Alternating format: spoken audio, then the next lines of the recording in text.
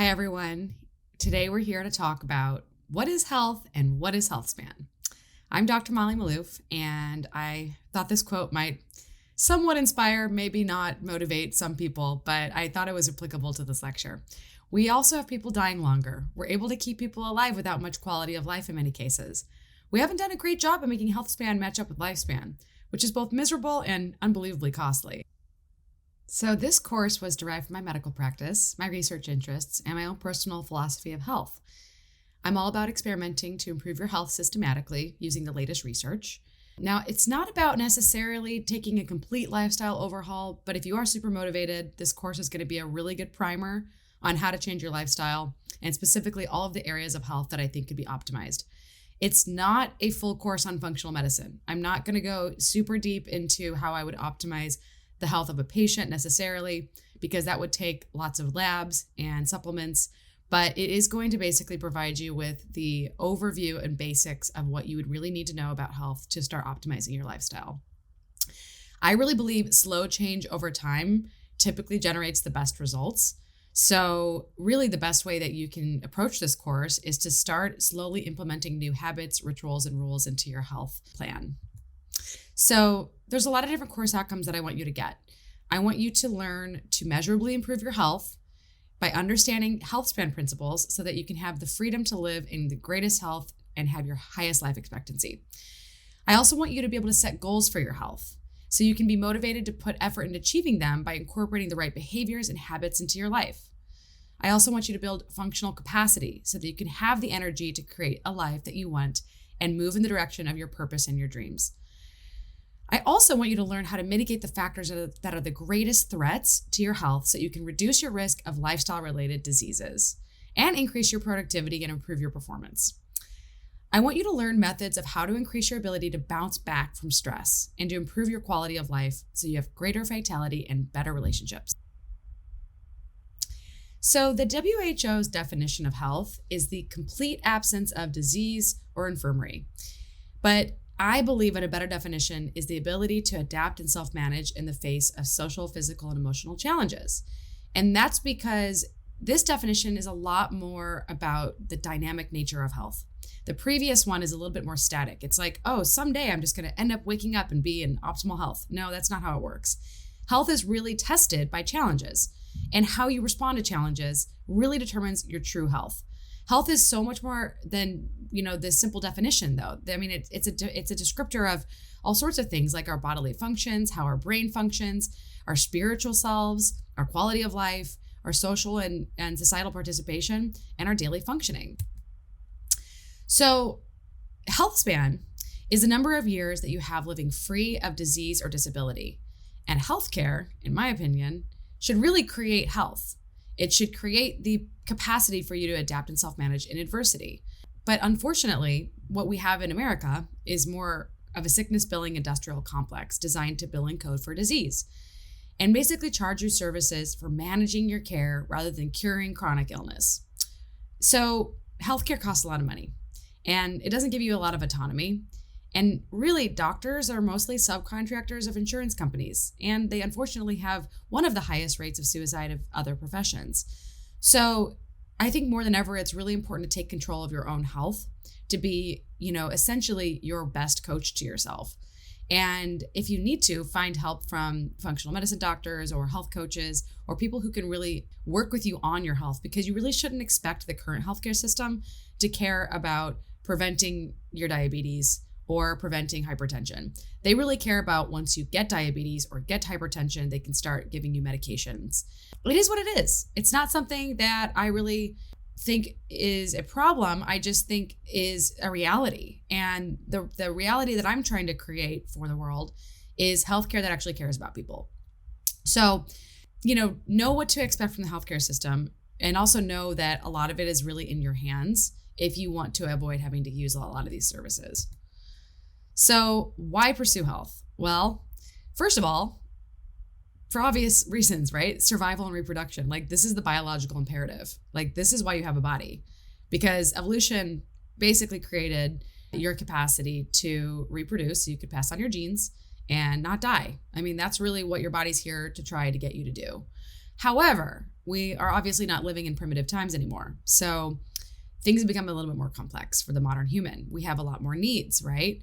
We have esteem needs, we have love needs, we have obviously our safety and our physiological needs, but we also have cognitive needs, aesthetic needs, and if you're very fortunate, you can focus on your needs of self-actualization and transcendence. Now, I don't have time to really go into all of the details of Maslow's hierarchy, but I have to say that one of the most important things you should know about this is even if you have all of your basic needs met, if you don't have your needs met for your belonging or your love in your life, you're never going to flourish or thrive.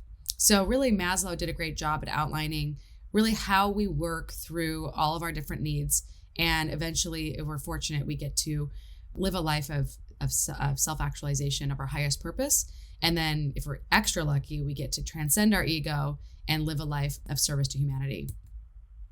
So why pursue health? Well, I already told you some basic reasons why we pursue health, right? To survive, to reproduce, to have our needs met. But also, health creates possibilities. It's not just a means to an end. It enables us to achieve our goals, and it fuels our path to actualizing our purpose and our highest potential. I'm going to talk a little bit about mitochondrial health in the next lecture, but I wanted to really simplify something for you today that I think is really important. I believe, and this is my personal philosophy, that health is about capacity. And the air we breathe, the food we drink, the water we consume, all goes into our body, it goes into our cells, and it goes and basically powers our mitochondria. And our mitochondria have this thing called the electron transport chain. And it basically pulls electrons off of the substrates. And what this does is it powers a hydrogen turbine. And that turbine creates an electrochemical gradient. And in short, this is really what's creating a capacitor and a battery. So the battery is the electrochemical gradient. It's a difference in sort of two different membranes. There's a membrane potential. So one side of the membrane is positive, one side of the membrane is negative, and now you have a battery. But when you move charge through your body, that creates an electromagnetic field, and that's capacitance. So literally, your ability to do work is dependent on your energy level, right? And I believe that our bodies are essentially a massive store of potential energy. And our lives' purpose is all about figuring out what are we going to use this incredible gift of our body for. So what do you live for, right? Because knowing what you live for will help fuel you emotionally towards your goals. And your body is going to move you towards your goals. This is why we really want to take care of our mental health, our spiritual health, and our physical health, because it will get us to where we want to go in our life. And hopefully we get to die very fulfilled. So there's a lot of benefits to better health. So there's greater productivity, better performance, better appearance, better fertility. Working fewer hours with better performance is something I've experienced. Getting greater output of work with less fatigue, having greater capacity to do work. That word capacitance is coming up again. Capacitance, capacity.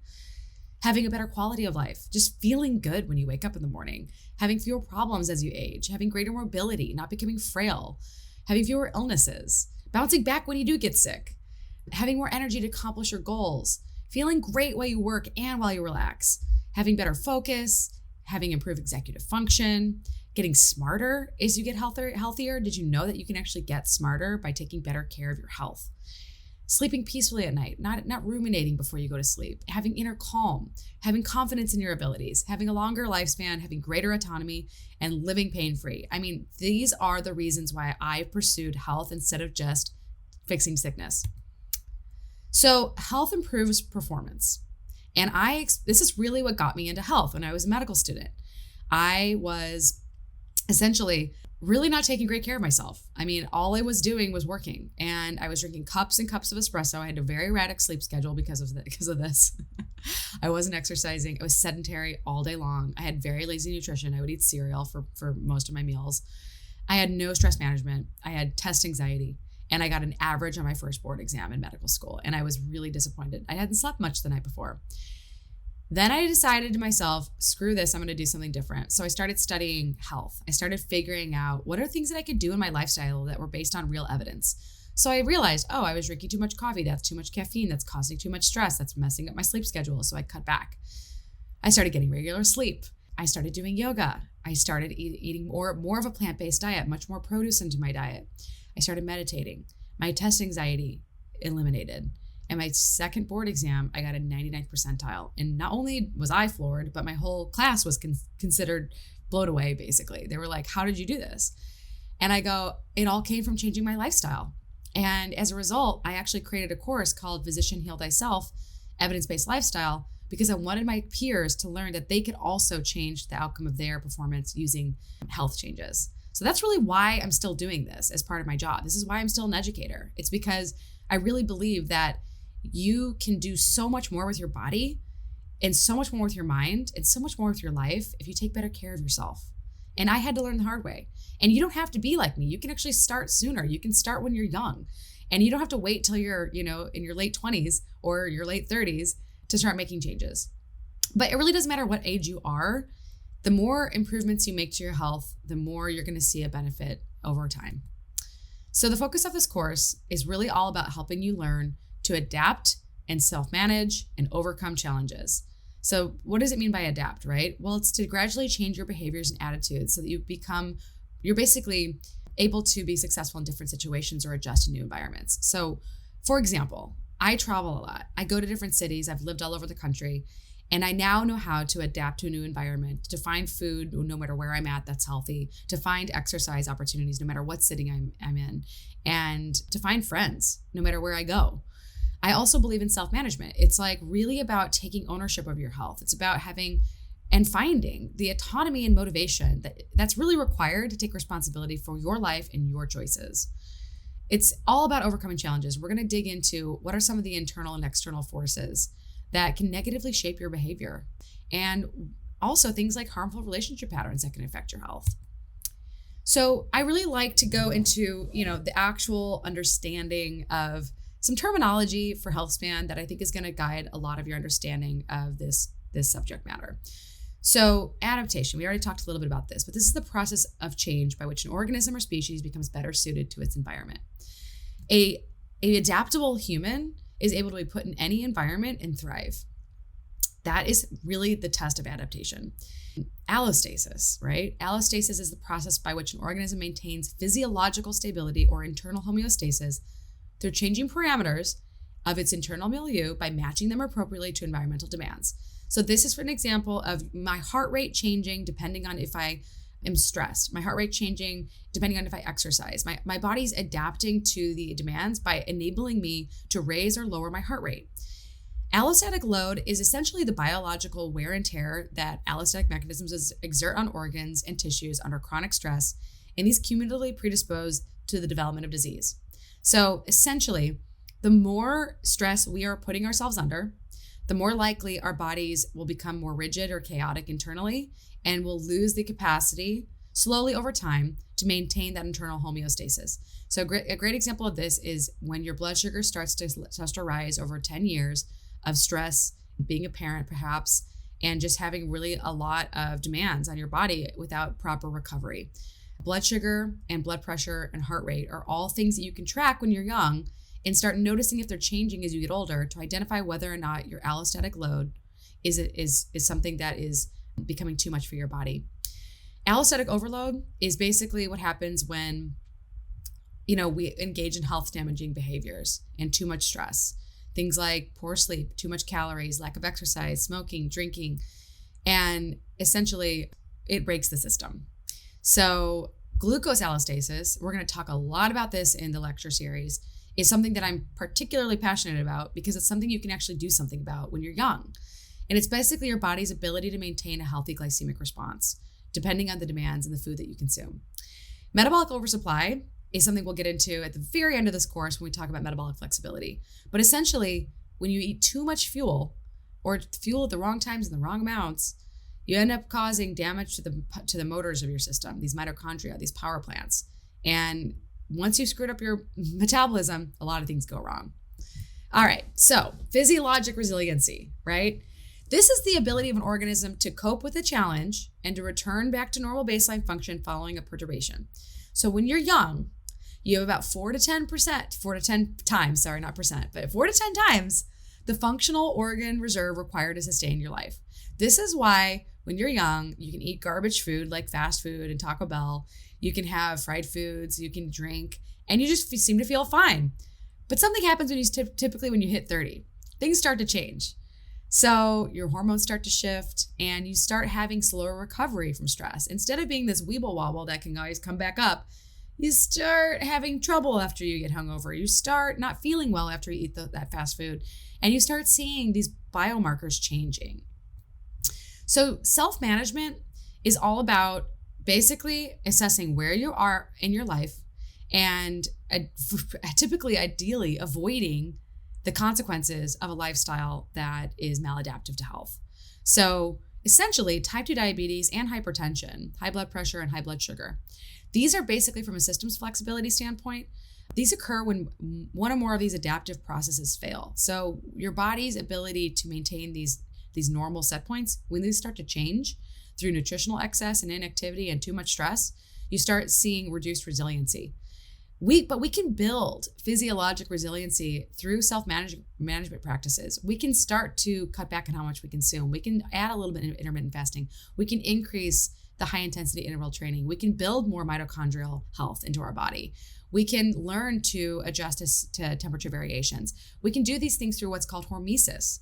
And hormesis is a big facet of health span extension.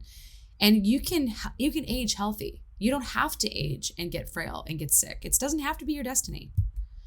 So the reality is you have a lot of physical challenges to overcome if you want to age well. We're basically driven into high dopamine states by the design of our brain and by essentially what most companies try to do, which is lure you in with pleasure, right? We're told to eat sugar. We're told to drink alcohol. We're told that we should drive everywhere. We're told that, essentially we should do anything that's convenient. And when we're stressed, we hoard carbs. We consume things we shouldn't because it's a natural response to stress is to find more calories to consume. And there's also a lot of external forces in our environment that affect our health. We can get jet lag when we travel transatlantically. We have climate change, which everyone's noticing. We can have just living in a polluted environment is a physical challenge on the body. Having lack of sunlight, having lack of access to nature. These are all major physical challenges that you can overcome, but you have to be cognizant of their effect on your health. There's also social challenges, right? So like, as I mentioned, we're sold processed foods. We've got this transportation industry and modern work environments that basically limit our movement, prevent us from getting fitness in our daily activities. And pretty much every advertisement that uses sexuality to get you to buy something, whether it be a cosmetic or a skin product, they're basically hijacking your drive to reproduce. And ironically, a lot of these things that we put on our bodies or in our bodies are actually hormone disruptors, and that can directly affect our fertility. So then there's the emotional challenges that we have to overcome, right? We don't really teach kids how to manage their emotions. More and more kids are being put in front of a screen or handed a junk food in order to get them to stop crying. Parents are not learning how to help their children self-soothe. They're not responding to their children from a state of secureness and attention. And, essentially, a lot of our stress comes from our interpersonal relationships. We're not really taught how to be in a healthy relationship as a young person, right? We have to just learn through trial and error. And unfortunately, 50% of marriages end in divorce, and the average length of marriage is now 8 years. So people are giving up on marriage. Apparently, in the 60s, about 75% of adults were married, and now it's about 50% of adults. And people cope with psychosocial stress with maladaptive behaviors like alcohol, smoking, vaping, and overeating. And, one of the more interesting things that I've become very cognizant of is just the role that trauma, specifically childhood trauma, plays in our lives and invisibly haunts our present. And, if traumas were easy to deal with, we wouldn't bury them.